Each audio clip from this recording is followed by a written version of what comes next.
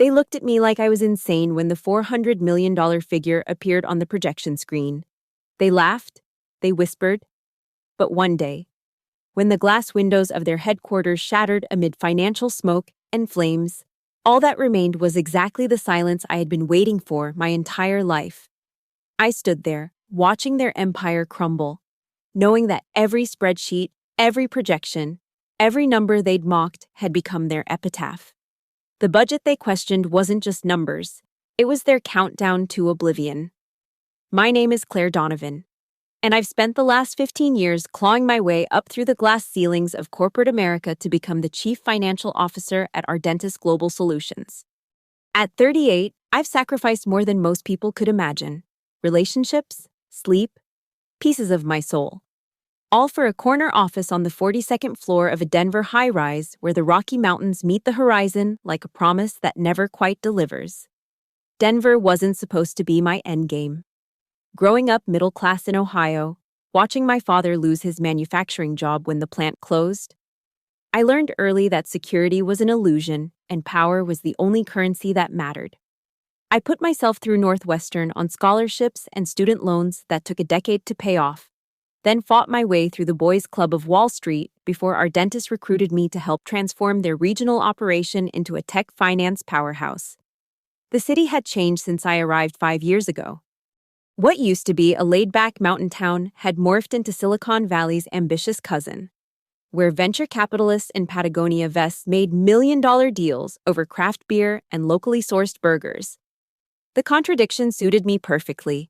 All that aggressive ambition hidden beneath a veneer of casual sophistication. My apartment in Lodo reflected everything I'd become. Minimalist, expensive, cold. Floor-to-ceiling windows overlooked the city lights that never quite drowned out the stars. Every morning at 5 a.m., I ran 6 miles along the Cherry Creek Trail, using the rhythm of my feet against pavement to organize the numbers that would define my day. Revenue projections, cost analyses, risk assessments. The mathematical poetry that everyone needed but nobody wanted to understand. At Ardentis, I was known for 3 things: my accuracy, my refusal to sugarcoat bad news, and my ability to see patterns others missed. The male executives called me the calculator behind my back, thinking it was an insult. They didn't understand that being reduced to pure logic in their minds was exactly the camouflage I needed. The company itself was a $2.8 billion hybrid, part consulting firm, part software developer, part investment vehicle. We helped other corporations optimize their digital transformation, which essentially meant we charged obscene fees to tell CEOs what their own employees had been trying to tell them for years. The irony wasn't lost on me that I was about to become one of those ignored voices. That morning in September, the air was thin and sharp the way it gets in Denver when summer finally admits defeat. I dressed carefully, black Armani suit, subtle gold jewelry, the kind of understated power that whispered rather than shouted. My presentation was loaded on my laptop, backed up on 3 servers, and burned into my memory like scripture. $400 million. That was my proposal. A comprehensive 5-year strategy to acquire 3 smaller firms, develop proprietary AI technology, and establish Ardentis as the dominant player in financial tech consulting before the market inevitably consolidated. Every projection was conservative, every assumption was tested, every risk was calculated. I should have known something was wrong when they scheduled my presentation for 4 p.m. on a Friday. The boardroom was already thick with the smell of afternoon coffee and barely concealed impatience when I walked in. 12 faces around a mahogany table that cost more than most people's annual salaries. And not one of them looked at me with anything resembling respect. They were already planning their weekend escapes to Aspen or Vail, their minds on ski slopes and wine tastings, not on the future of the company they claimed to lead. But I stood there anyway, spine straight, voice steady, ready to show them the path forward. I had no idea I was about to show them something else entirely, the beginning of their end. The moment I clicked to the slide showing the $400 million figure, the room temperature seemed to drop 10 degrees. Richard Blackstone, our CEO, actually choked on his coffee. The sound echoed in the sudden silence like a gunshot.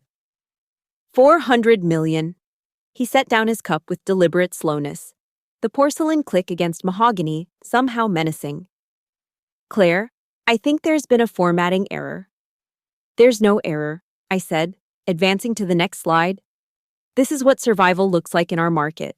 Helixon Dynamics is spending twice this amount. Vertex Solutions just secured $600 million in funding. We either compete or we become irrelevant. Marcus Webb, the COO who'd been hired 6 months after me, despite having half my experience, leaned back in his chair with that practiced smirk I'd come to despise. This is ambitious, even for you, Claire. Some might say, delusional. Laughter rippled through the room, not the polite chuckle of disagreement, but something uglier, something meant to wound.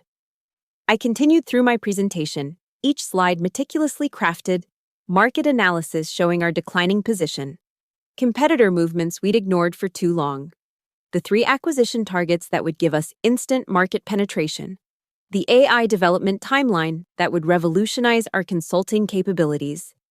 Every number backed by data. Every projection conservative enough to account for market volatility. The Brennan Group, I said, highlighting our first acquisition target, would give us their entire West Coast client base. They're hemorrhaging talent and looking for a buyer. We could get them for $80 million, a fraction of their value 2 years ago. $80 million for a dying company? Sandra Morrison, our chief marketing officer, didn't even look up from her phone. That's not an investment, it's charity. It's strategic positioning, I countered. Their client contracts alone are worth nothing if they're already jumping ship. Richard interrupted. He stood, all 6'3" of him towering over the conference table like he was addressing a child. Claire, I appreciate your enthusiasm, but this isn't a Vegas casino. We don't bet the company on your hunches. These aren't hunches. Every projection is fantasy. Marcus pulled up his own laptop, fingers dancing across the keyboard with theatrical flair. I've run my own analysis. We need to cut costs, not inflate them. I'm proposing a 30% reduction in R&D spending and a hiring freeze. The room nodded in agreement, heads bobbing like dashboard ornaments, already aligned with the narrative they wanted to hear. Comfort over growth. Safety over innovation, mediocrity over excellence. That's corporate suicide, I said, my voice sharper than intended. You're basically announcing to the market that we've given up. No. Richard's voice had that dangerous quietness that preceded execution. We're being responsible, unlike some people in this room who seem to have confused ambition with competence. The words hung in the air like a noose. I looked around the table, searching for even one ally, one face that showed something other than smug satisfaction. Nothing. Even Janet Phillips, who I'd mentored for 3 years, suddenly found her notepad fascinating. Let's take a vote, Richard announced, though we all knew it was theater. All in favor of tabling Claire's proposal indefinitely. 11 hands rose in unison. Mine remained flat on the table. Fingers spread like I was trying to hold on to something solid. And all in favor of Marcus's cost reduction strategy? The same 11 hands. Richard's smile was razor thin. Motion carried, Claire.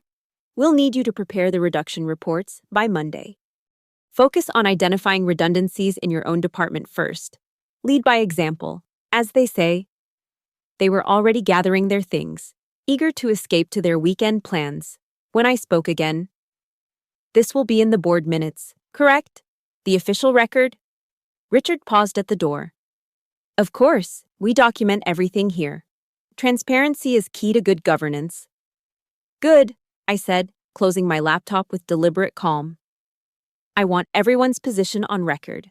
Every vote, every word. Something in my tone made him hesitate, but male arrogance won out. Document away. Claire, maybe you can present it as a case study at business school someday. How not to pitch to a board. The laughter followed them out, echoing down the hallway like hyenas celebrating a kill. I remained in the empty boardroom, staring at the abandoned coffee cups and crumpled napkins, the detritus of corporate cowardice. They thought they'd humiliated me, broken me, put me in my place.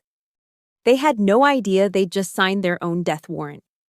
The systematic dismantling of my authority began the following Monday. First, they removed me from the Strategic Planning Committee.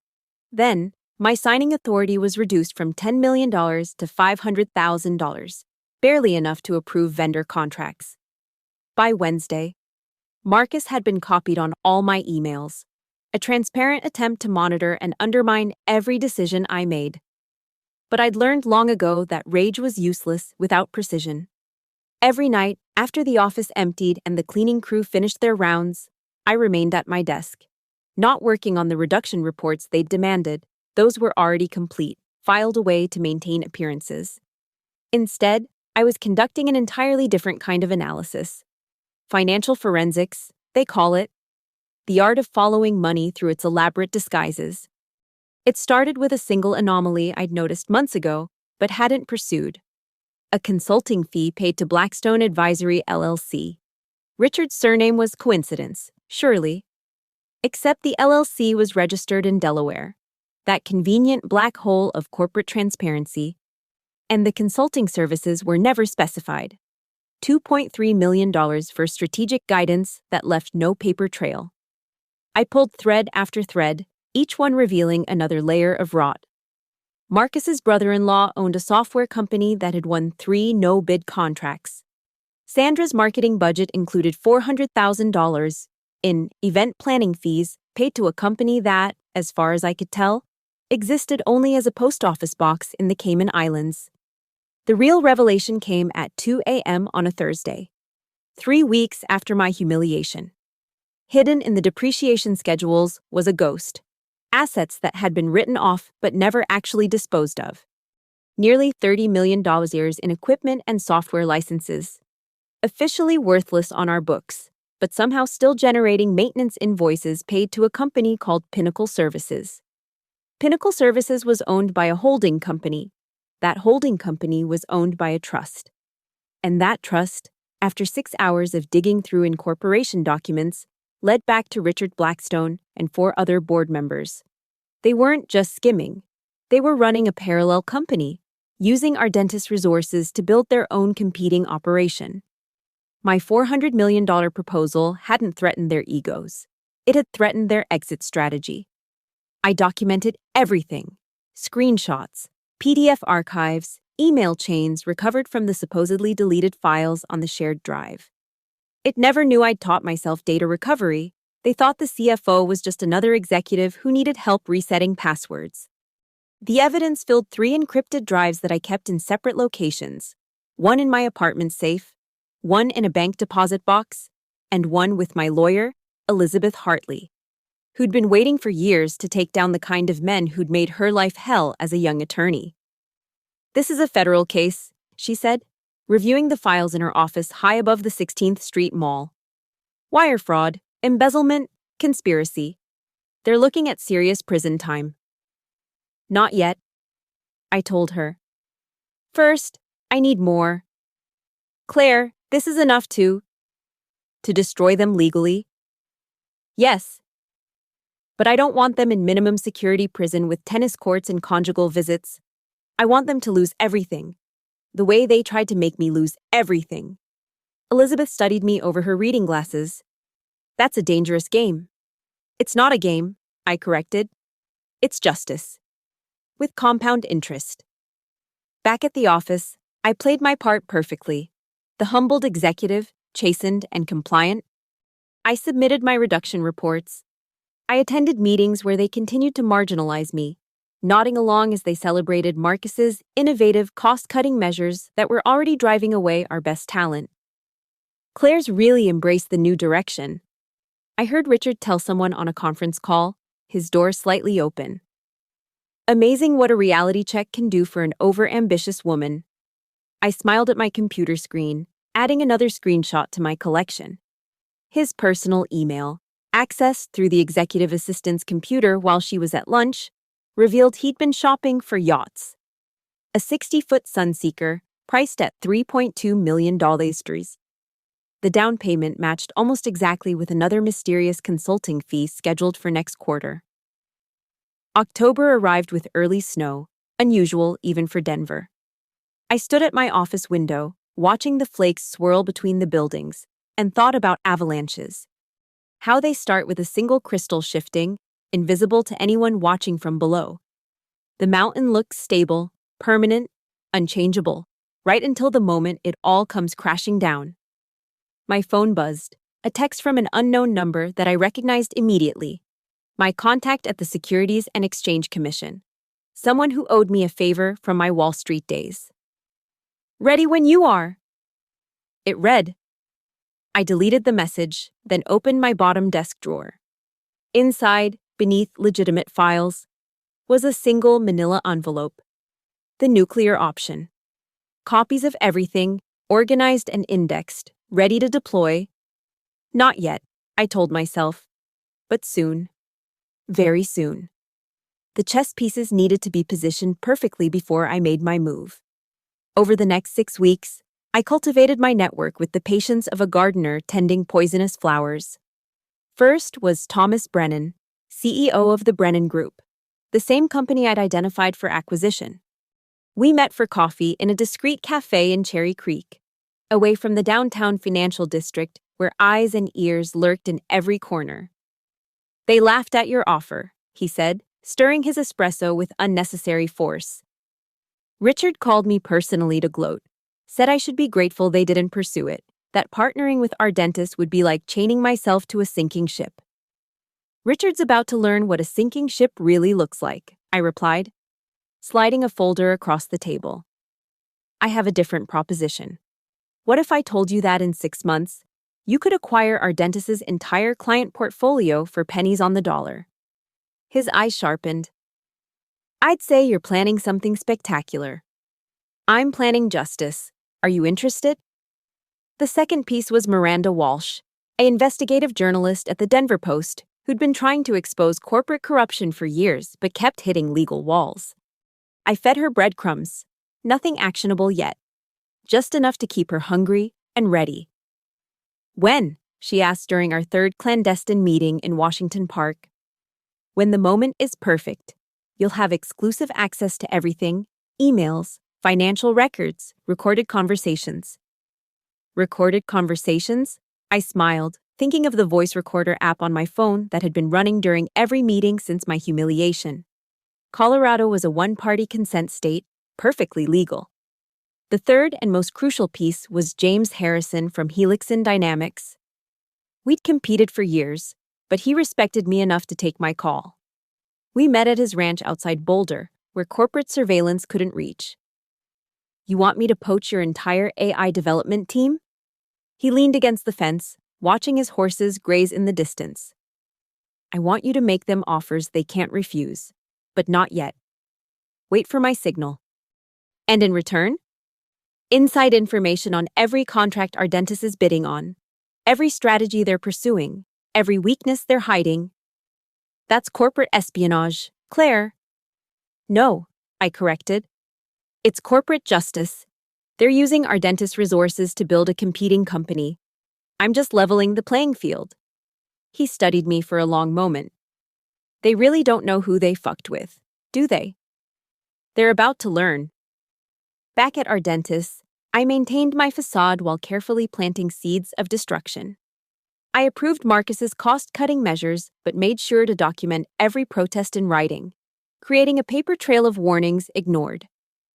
When they pushed through a questionable acquisition, a worthless startup owned by Richard's golf buddy, I raised concerns in emails CC'd to legal compliance, knowing they'd override me anyway.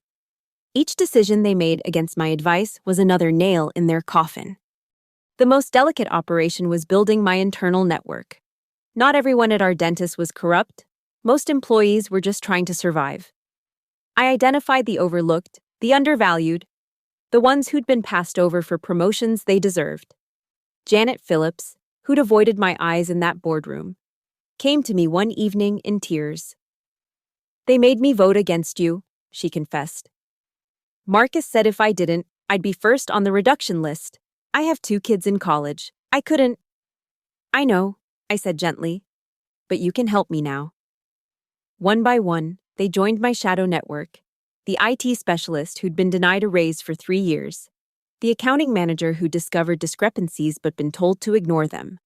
The executive assistant who'd been subjected to Richard's wandering hands and crude comments. Each one became a camera, a microphone, a gatherer of evidence. They forwarded emails, recorded conversations, photographed documents. The corruption was even deeper than I'd imagined. Bribes to city officials, tax evasion through offshore shells, a sexual harassment settlement paid with company funds but hidden from shareholders. Elizabeth Hartley reviewed the growing mountain of evidence with increasing amazement. This isn't just criminal, it's a RICO case. Racketeering, Claire. They could lose everything: personal assets, homes, retirement accounts. Good, I said simply. By December, my plan was nearly complete. I'd assembled a forensic accounting team ready to testify. Journalists prepared to break the story, competitors positioned to devour the carcass, and federal investigators primed to strike. But I needed one more thing, the trigger that would start the avalanche. It came in the form of the annual board meeting, scheduled for January 15th. Richard, in his arrogance, had put me on the agenda to present the year-end financial report, a routine presentation, he assumed. A chance to humiliate me one more time in front of the full board and major shareholders. He had no idea he was handing me the loaded gun. I accepted the assignment with appropriate resignation, even thanking him for the opportunity to contribute. He actually patted me on the shoulder, like I was a dog who'd finally learned to heel. See? He told Marcus within my earshot. Sometimes you just need to break them first.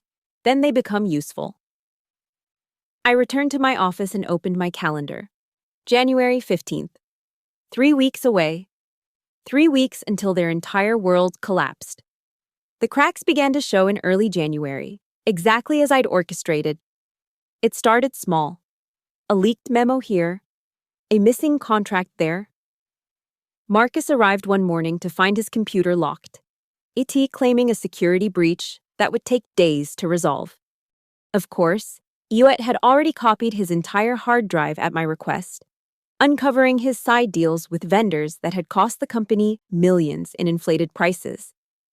Someone sabotaging me, he complained loudly in the executive break room, red-faced and sweating despite the Denver winter cold pressing against the windows. Paranoid much? Sandra laughed, but her smile was strained. She'd just discovered that 2 of her biggest marketing accounts were mysteriously considering other agencies. What she didn't know was that I'd had lunch with both CEOs, showing them just enough evidence of her kickback schemes to make them nervous about association. Richard maintained his composure longer than the others, but even he began to fray. Board members started asking uncomfortable questions about budget variances. Shareholders called about rumors they'd heard. His yacht dealer left 3 voicemails about the delayed down payment. The beautiful chaos of their paranoia was that it made them turn on each other. I watched from my office as alliances crumbled, accusations flew, and trust evaporated like morning dew in the desert. Someone talked to the auditors, Richard snarled during an emergency executive meeting on January 10th. They're asking about Pinnacle Services. Don't look at me, Marcus shot back. You're the one who set up that structure. We all agreed to it, Sandra interjected, her voice shrill. We all benefited. I sat quietly in my corner seat, taking notes like the obedient, broken executive they believed I'd become. Inside, I was calculating timing. 5 more days until the board meeting. Everything had to crescendo perfectly. That evening, I met Miranda Walsh one final time. I handed her a USB drive containing everything, every document, every recording, every piece of evidence. The story breaks January 16th, I told her. 6 a.m. sharp, not a minute before. Why wait until after the board meeting? Because I want them to feel safe for one last night. I want them to go to sleep on the 15th thinking they've won. She studied the drive like it was plutonium. This will destroy them. That's the point. The next morning, Richard called me into his office. For a moment, I wondered if he'd discovered something, if my carefully constructed plan had a flaw. But no, He wanted to review my presentation for the board meeting.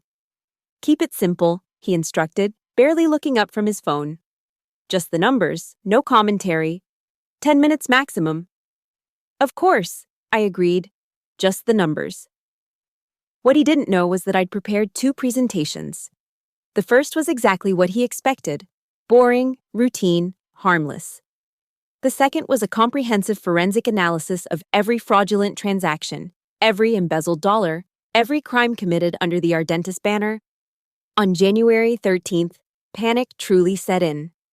3 of our best AI developers resigned simultaneously, all accepting offers from Helixon Dynamics. Our biggest client called an emergency meeting to discuss concerns about leadership stability. The SEC sent a letter requesting routine documentation, the kind of routine that required lawyers and sweating. It's coordinated, Richard declared, pacing his office like a caged predator. Someone's attacking us. He was right, of course, but he was looking in all the wrong directions, suspecting competitors, disgruntled clients, anonymous short sellers. Never once did he look at me. The woman he'd humiliated, diminished, and dismissed. That's the thing about powerful men. They never expect the knife to come from someone they've already counted as dead. January 14th was surprisingly calm. The eye of the hurricane. People whispered in hallways, jumped at phone calls, checked their LinkedIn profiles when they thought no one was watching. The smart ones were already sending out resumes. I spent the day in perfect tranquility, reviewing my presentation one last time. Each slide was a work of art, numbers and charts that told a story of greed, corruption, and inevitable collapse. The FBI would receive copies at exactly 8 a.m. on the 15th, the IRS at 8:30, the SEC at 9. That evening, I stood at my office window, watching the sun set behind the Rockies. Denver sprawled below, lights beginning to twinkle in the gathering darkness. Somewhere out there, Richard was probably at his country club, Marcus at his mistress's apartment, Sandra at her overpriced Lodo loft. All of them blissfully unaware that tomorrow would be their last day of freedom. My phone buzzed. Elizabeth Hartley. Federal arrest warrants are ready, just waiting for your signal. I typed back, tomorrow, during the board meeting. She responded immediately. That's theatrical. That's justice, I corrected. I gathered my things, taking only what was personal. The rest, the awards, the certificates, the trappings of corporate success, I left behind. They belonged to a different Claire, the one who'd believed the system might reward merit and hard work. Tomorrow's Claire had learned better. Tomorrow's Claire understood that sometimes you had to burn down the whole forest to kill the parasites. As I walked out, the security guard nodded. Have a good evening, Ms. Donovan. Oh, I will, I assured him. Tomorrow's going to be absolutely perfect. January 15th arrived with a crystalline Denver morning, the kind where the mountains seemed close enough to touch and the air was sharp enough to cut. I dressed in my best suit, black Valentino, the one I'd bought to celebrate making CFO. It seemed fitting to wear it to their funeral. The boardroom was full when I arrived at 9:45 a.m. 23 board members, major shareholders, and executives arranged around the expanded conference table. Richard sat at the head, emanating false confidence. Marcus flanked him, tapping nervously on his tablet. Sandra had positioned herself strategically near the door. Claire, Richard acknowledged with a dismissive nod. You're on after the opening remarks. I took my seat and opened my laptop, connecting to the presentation system. My hands were perfectly steady as I loaded the first presentation, the decoy. Then, with a few keystrokes invisible to everyone else, I cued the real one. At exactly 10 a.m., Richard called the meeting to order. He droned through preliminary business, his voice washing over me like white noise.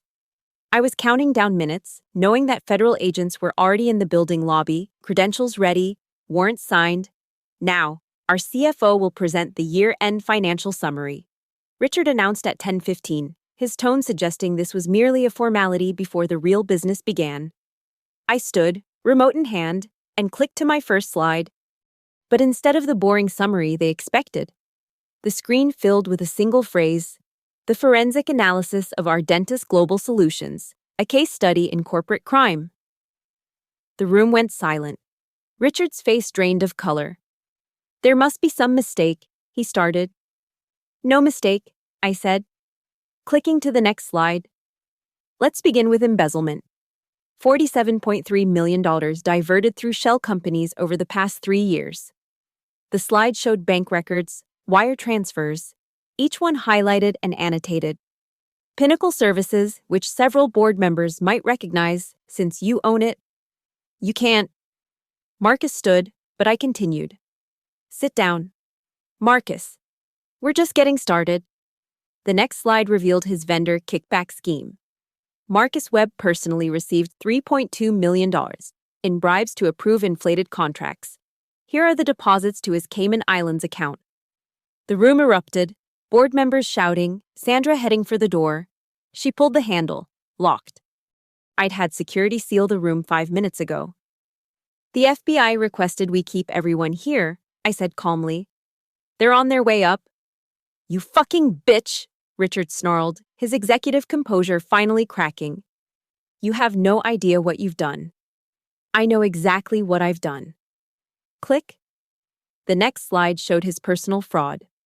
Richard Blackstone, CEO, used company funds to pay off sexual harassment claims, bribe city officials for zoning permits, and fund his failing side ventures.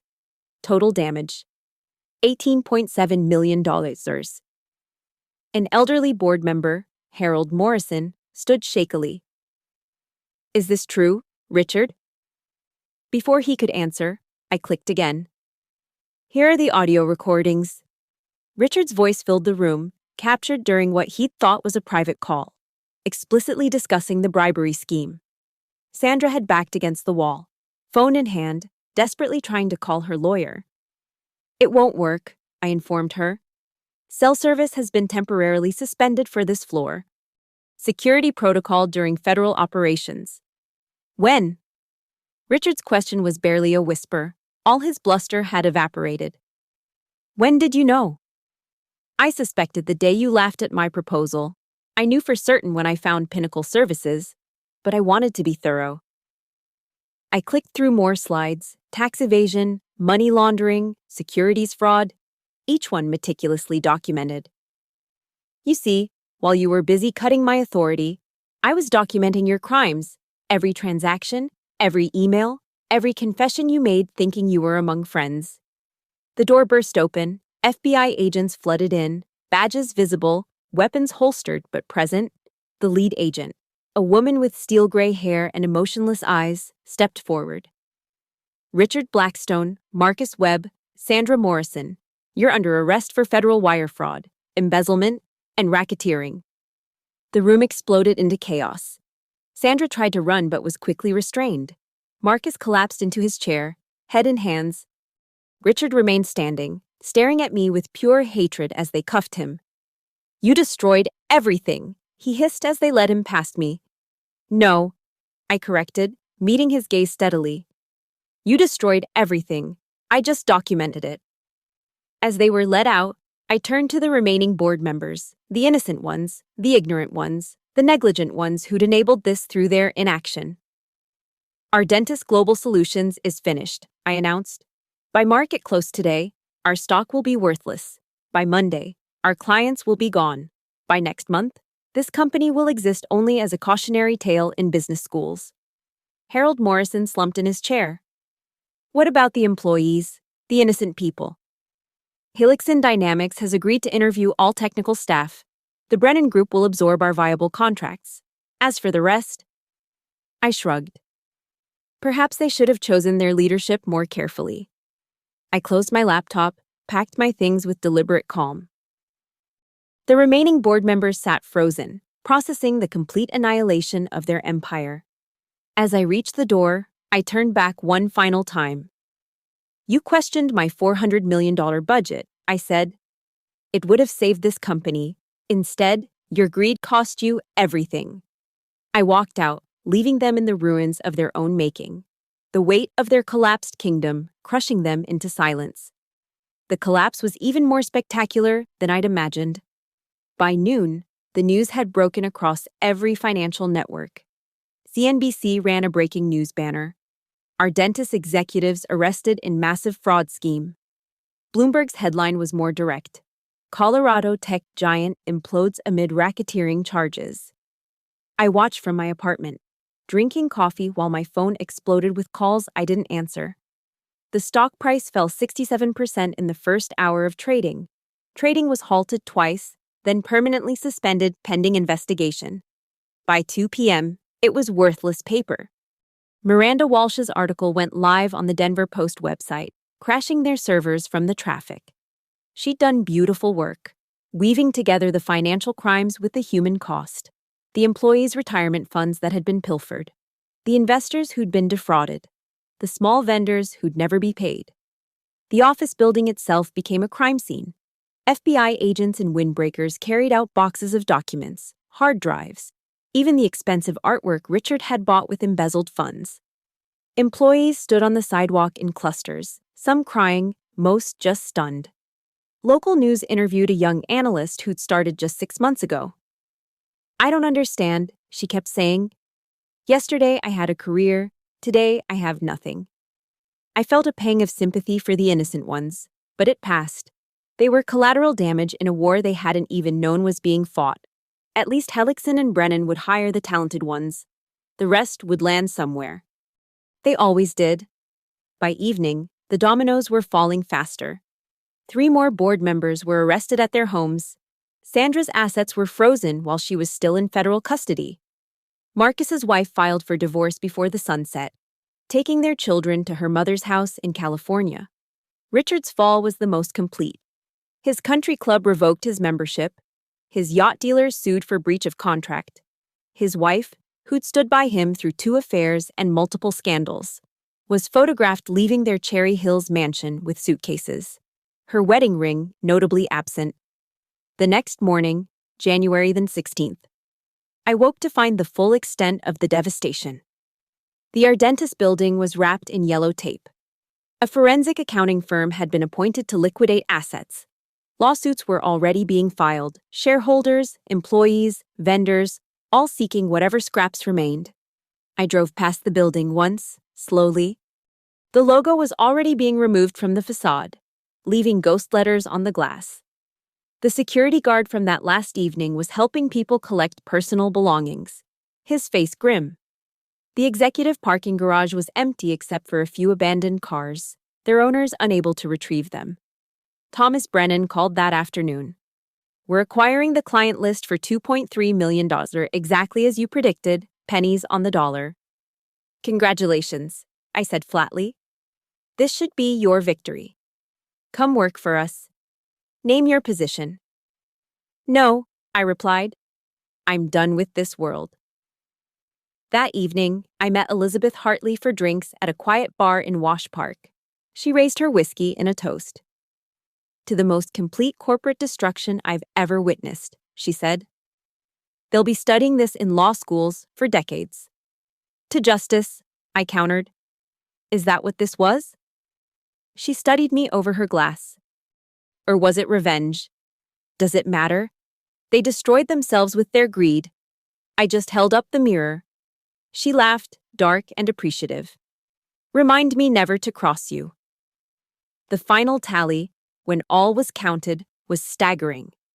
Ardentis Global Solutions, once valued at $2.8 billion, was dissolved entirely. 1,400 employees lost their jobs, though about 800 found new positions within a month. 47 executives and board members faced criminal charges. Richard Blackstone was eventually sentenced to 18 years in federal prison. Marcus got 12. Sandra, who flipped and testified against the others, got 7. The building itself was sold to a healthcare startup for a fraction of its value. They painted over everything, erased every trace of Ardentis as if it had never existed. Within 6 months, people stopped talking about it except as a cautionary tale, a reminder of how quickly an empire could fall. I kept one souvenir, a photo from the company newsletter, taken the day after they'd rejected my proposal. It showed them all laughing at some executive retreat, champagne glasses raised, confident in their invincibility. I had it framed, not out of nostalgia, but as a reminder. They'd questioned my $400 million budget, called it delusional, fantasy, the desperate grasp of an over-ambitious woman. In the end, my vision would have cost them $400 million. Their blindness cost them everything. The silence that followed was exactly what I'd waited for my entire life. 6 months after our dentist collapsed, I stood in my empty apartment, boxes packed, ready to leave Denver forever. The city held nothing for me now except ghosts of a war that was over. The mountains still scraped the sky, indifferent to human ambition and failure. The Cherry Creek still ran its course, carrying away the debris of broken empires. I'd received offers, of course. Headhunters called daily with positions at Fortune 500 companies, promising astronomical salaries and complete autonomy. Helixson wanted me as their CFO. Brennan offered me a partnership. Even firms in New York reached out, having heard about the woman who'd brought down a billion-dollar company with a laptop and a PowerPoint presentation. I declined them all. The truth was, I was done with that world. Done with boardrooms full of men who mistook cruelty for strength. Done with the games, the politics, the endless climbing toward a summit that kept receding. I'd proven everything I needed to prove. Not to them. They were gone, scattered to prisons and disgrace. But to myself? My phone rang one last time as I taped the final box. An unknown Denver number. Against my better judgment, I answered. Claire? The voice was broken, aged. It took me a moment to recognize Harold Morrison, the elderly board member who'd asked about the innocent employees. Harold, I wanted you to know, he said slowly, that you were right about everything. We should have listened to your proposal. We should have seen what was happening. I should have seen it. I said nothing. There was nothing to say. I'm calling to apologize, he continued. Not for them, they can rot in hell, but for my blindness, my complicity through inaction. You gave us a chance to be better, and we chose to be worse. Apology noted, I said, my voice neutral as Switzerland. What will you do now? He asked. I looked around my bare apartment, at the boxes labeled for storage, at the one-way ticket to somewhere quiet booked on my laptop. Disappear, I told him. This story's over. They're making a documentary, he said. Netflix, about the collapse. They want to interview you. Let them tell it without me. I've said everything I needed to say. I hung up and deleted the number. Then I deleted all the numbers, the contacts, the networks, the connections to that world. Claire Donovan, CFO, was officially dead. I kept only one number, Elizabeth Hartley's. Not for legal advice, but because she'd understood. She'd seen the necessity of what I'd done, the poetry of turning their own weapons against them. The moving truck arrived at sunset. As the movers loaded my life into their van, I took one last walk through the apartment. My footsteps echoed on the hardwood floors, the sound bouncing off walls that had witnessed my transformation from corporate executive to avenging angel. In the bathroom mirror, I studied my reflection. 38 years old. But I looked younger somehow. The stress lines had faded. The constant tension in my shoulders had released. For the first time in 15 years, I looked like myself again. Not the person they'd tried to make me, but who I actually was. My laptop bag contained everything that mattered, the evidence drives I'd kept as insurance, though I knew I'd never need them. The signed immunity deal from the FBI. And that single-framed photo of them laughing, their champagne glasses raised in premature celebration. I drove to the overlook on Lookout Mountain one last time. Denver spreading below like a circuit board in the fading light. The Ardentis building was visible in the distance, its new occupants probably unaware of the bodies buried in its foundation. Metaphorically speaking, a couple stood nearby, tourists taking selfies with the view. They'd never know that the woman standing 10 feet away had orchestrated one of the most complete corporate destructions in American history. That was the beauty of true revenge. It didn't need recognition or applause. It only needed to be thorough.